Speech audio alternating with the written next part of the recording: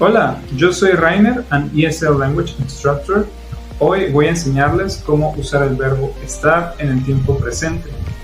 This verb is super useful because it helps us talk about emotions, locations, and even temporary states. Let's get started. First, conjugation. Here is how we conjugate estar in the present tense. Yo estoy, tú estás, él, ella, usted está, nosotros estamos, ustedes están. Ellos, ellas están. Got it? Now, let's see in action with some examples. Emotional examples. We use estar to talk about emotions.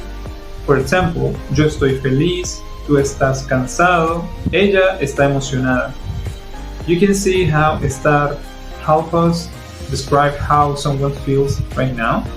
Now, location example. We use estar to describe locations. For example, nosotros estamos en la playa. Ustedes están en la oficina. Ellos están en la habitación 402. See, estar is perfect for telling where people or things are. So remember, use estar to talk about emotions and locations.